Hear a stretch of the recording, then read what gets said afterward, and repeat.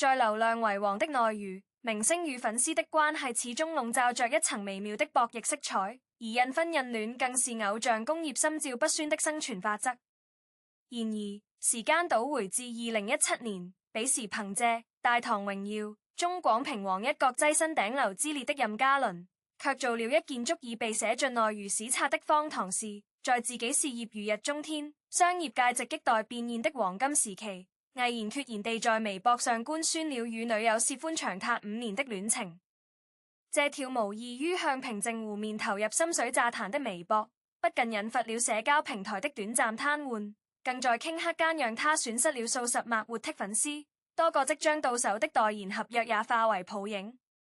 彼時，業界內外幾乎忠厚一詞地為他下了判決書。在這個依賴女友粉和數據打頭的浮躁時代，一個剛剛升起的頂流偶像選擇英年早婚，無異於自毀長城。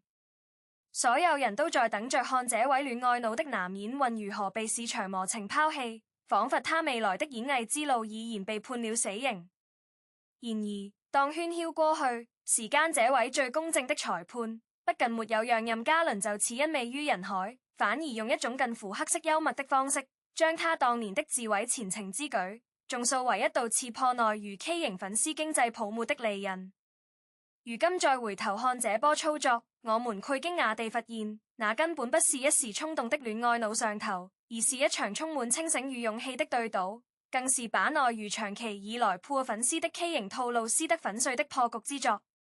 如果將時光撥回至2011年，彼時的任嘉倫還頂着任國超這個如今被粉絲戲稱為陳用明的本名，在異國他鄉以練習生的身份艱難打拼，前路渺茫且收入微薄，整個人陷入了一種看不到希望的職業低谷期。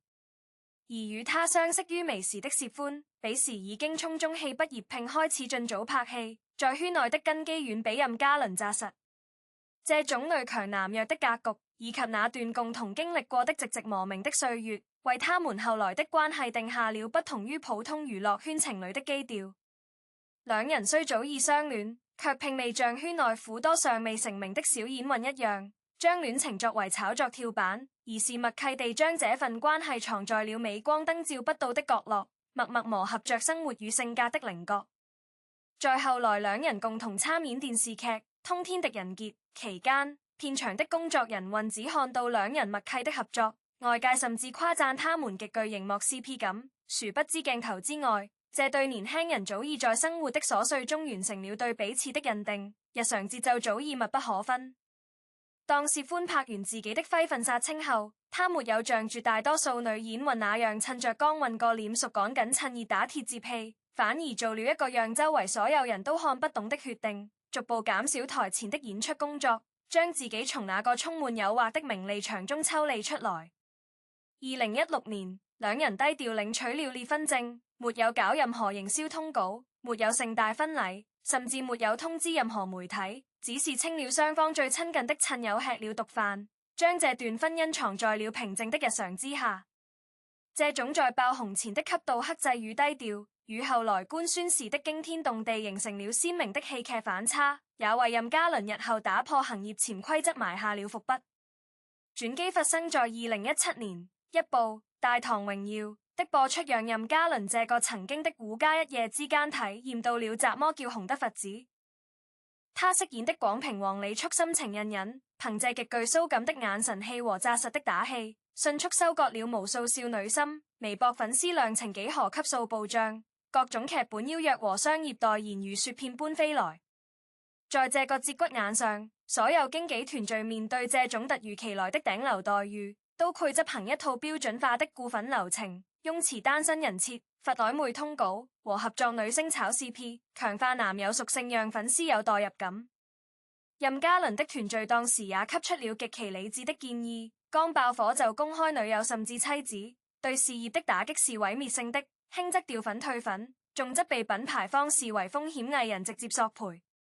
然而任嘉倫的選擇卻令人大跌眼鏡，他不僅未有聽從團隊的勸阻，反而在那個流量爭奪最白熱化的節點，毅然決然地在微博發了一篇長文，向全世界宣告薛歡的存在，告訴大家他們已經在一起5年了。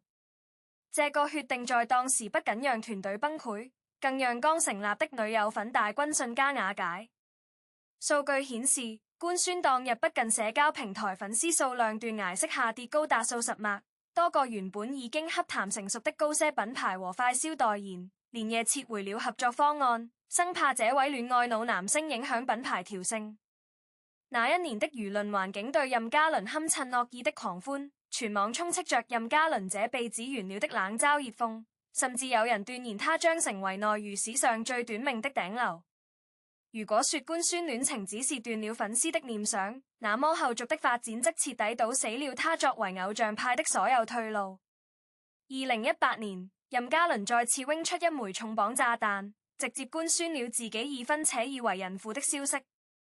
這波操作在當時的內娛生態下，幾乎等同於在懸崖邊上跳芭蕾。他不僅沒了男友資格，連老公人設都直接快進到了閒人他吧。這對於極其看重粉絲忠誠度的流量明星來說，是絕對的死路一條。當時很多吃瓜群眾和業內人士都認為他這是破罐子破摔，徹底放棄了流量賽道。然而，任嘉倫和妻子薛歡卻用一種近乎決絕的姿態，重新定義了公眾人物與家庭隱私的邊界。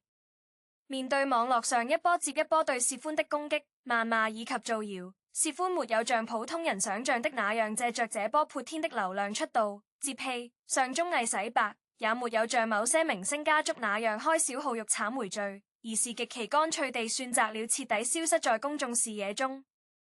他推掉了所有後續的劇本，註銷了社交賬號，不接受任何採訪，不開通朋友圈，將自己從一個即將嶄露頭角的演運，徹底變成了任嘉倫背後那個不存在的女人。這並非外界猜測的所謂的被團隊雪藏或被封殺，而是一種基於雙方高度信任和默契的自我保護機制。既然公眾對任嘉倫妻子這個身份充滿了窺探欲和攻擊性，那他就讓這個身份在網絡上徹底查無此人。隨後兩人開啟了長達數年的沉默式婚姻，他們不在社交平台互動，不走公坦秀恩愛，不參加夫妻檔綜藝撈金，甚至極少被狗仔拍到同框畫面。即便偶爾被拍到同住一家酒店或出現在同一個城市，網絡輿論也蓋立刻充斥着分辨分居形婚的惡意取測。但任嘉倫和薛歡對此從不回應，仿佛這一切喧囂都與他們無關。據劇組工作人員透露，薛歡佢每個月去劇組探班，但他從不到片場添亂，也不搞家屬視察那一套，只是低調地住在附近的酒店，照顧任嘉倫的飲食起居、接孩子、處理家事，像一個最普通的隨軍家族。而任嘉倫在片場的表現也極其老幹部，收工後一定回酒店陪伴家人，從不參加劇組那些可有可無的深夜應酬和酒局。拍揮期間和所有合作女演員保持着禮貌且疏離的距離，拒絕一切炒 CP 的行為，哪怕這能帶來巨大的流量功利。這種在娛樂圈看嚟簡直不食人間煙火的相處模式，雖然沒有給營銷號提供任何寫作素材，卻以一種潤物細無聲的方式，開始在粉絲群體中種塑一種全新的價值觀。原來追星並不一定要把他當成虛擬男友，也可以近視欣賞一個敬業的演員和他背後那個有擔當的靈魂。後來的事實證明，任嘉倫當年這部看似自毀前程的險棋，其實是一場高明的刮骨療毒。當流量退潮，當顏值被歲月消磨，當市場對偶像的審視越嚟越嚴苛時，任嘉倫憑借《錦衣之下》中那個冷峻深情的陸毅、周生如故中那個佛符情子符禮的小男神王等角色，硬生生靠紮實的演技打了場漂亮的翻身仗。那些在他官宣結婚時流失的女友粉，漸漸被更多看重作品質量、關注演技本身的事業粉和劇粉所取代。粉絲調研數據表明，他如今的粉絲群體中有超過70%明確表示不關心他的私生活，這個比例在同等價位的男星中遙遙領先。這不是粉絲群體突然覺醒了，而是任嘉倫衝入行第一天起就用行動劃清了底線。作品是作品，生活是生活，我不辱人設，你也別越界。他將流量這種虛無縹緲的東西，成功轉化為了基於作品信任度的存量。即便到了2025年和2026年，面對行業寒冬和年齡增長帶來的轉型壓力，他依然能憑借《無憂道》《鳳如潮》等作品擁持極高的商業價值和社區影響力，甚至因為在《鳳如潮》中飾演愛國商人何賢而受到官方媒體的認可和專訪，認為其作品經得起時間的考量。當我們把視覺從任嘉倫個人身上抽離，放眼整個內娛的宏觀生態，便會發現他當年的操作之所以如今被奉為絕殺，是因為他精準地將了內娛破粉絲模式的一軍。在傳統的偶像工業流水線上，經紀公司通過包裝單身、純情、暖男等虛假人設來吸引粉絲，通過販賣戀愛幻想和陪伴感讓粉絲瘋狂氪金打頭。這種本質上是一種情感勒索和商業鋪，粉絲付出金錢和時間，換取偶像遵守不苦談戀愛的隱形契約。然而這種契約關係是極不對等的，偶像一旦被爆出戀愛甚至裂婚，粉絲往往會因為感到被欺騙而產生強烈的被背叛感，從而引發大規模脫粉回踩甚至報復性爆黑料。但任嘉倫的操作徹底繞開了這種畸形契約，他在粉絲船沒被深度套牢，船沒投入太多尋味成本的時候，就主動撕毀了這張虛假的男友契約，以一種近乎殘酷的坦誠，直接告訴所有人：我是演運，我結婚了，我不足於任何人。他撕碎了粉絲對完美男友的幻想，卻也因此留下了一群真正只想看他演戲的純粹觀眾。這相當於把內娛那個我可以談，但你不能知道我談的遮羞布徹底扯了下來，用真誠這把利刃挖開了粉圈虛假繁榮的膿瘡。此外，任嘉倫夫妻這種將個人隱私保護到極致的做法，也為飽受狗仔和代拍困擾的同行提供了一種反其道而行之的生存樣本。在當下這個連趙麗穎帶娃出門都要被偷拍，余秀花因粉絲騷擾而報警，大兵因官宣戀情而將無辜粉絲捲入輿論漩渦的瘋狂年代，公眾人物的隱私權已經被擠壓到了形同虛設的地步。但任嘉倫和薛歡通過長達近10年的沉默，建立了一道密不透風的銅牆鐵壁。他們不提供任何可供娛樂消費的私生活談資，久而久之，市場對他們的關注便只能回歸到作品本身。這種用時間換空間的策略，不僅保護了家人免受網暴侵擾，更是用一種魔聲的倔強告訴行業：演運不是楚門，生活不是劇本，公眾人物不需要將每一滴眼淚、每一次爭吵都擺上貨架任人圍觀。儘管近期有媒體拍到任嘉倫在拍輝期間沒有回家住酒店，引發了部分老粉的擔憂和輿論對其婚姻狀態的猜測，但熟悉他工作模式的人都知道，對於每天凌晨4點化妝、晚上10點收工的高強度拍攝而言，回家陪家人與保證4個小時睡眠之間，他選擇了後者。在團聚算清了睡眠與片酬這不關乎職業壽命的經濟賬後，這種看似冷漠的選擇，反而是對家人和事業最長遠的負責。這再次印證了他那一貫的實用主義哲學：感情是過給自己的，不是演給大眾看的。任嘉倫這場始於掉粉、貴於口碑的逆襲，不僅僅是一個演運的個人勝利，它更像是一面鏡子，映照出內娛乃至整個社交媒體時代關於邊界感的集體迷失。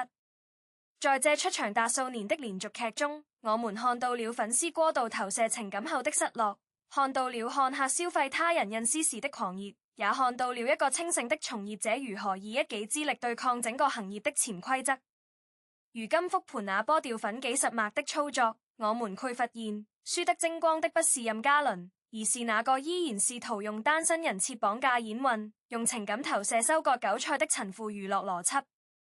任嘉倫用他最寶貴的黃金期打了個賭，賭注是演藝生命，而籌碼近是真誠意志。這看似最廉價的品質，在滿目瘡痍的娛樂圈，竟然成了最稀缺且最終大獲全勝的殺手。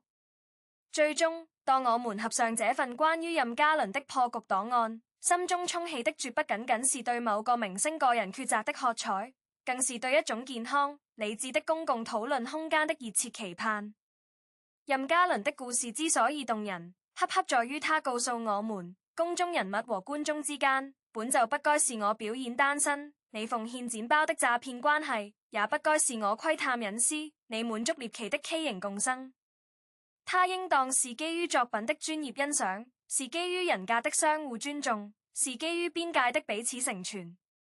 在這個信息爆炸、熱手熱勢的年代，我們太容易被營銷號帶着節奏走，太容易陷入非黑即白的二元對立，太習慣用塔防或封神來簡單粗暴地定義一個人複雜多面的生命歷程。但任嘉倫用近10年的沉默和堅守提示我們，或許有一種更高級的追星方式，叫做不打擾的守望；有一種更理性的討論氛圍，叫做退粉不脫志，吃瓜不吃人。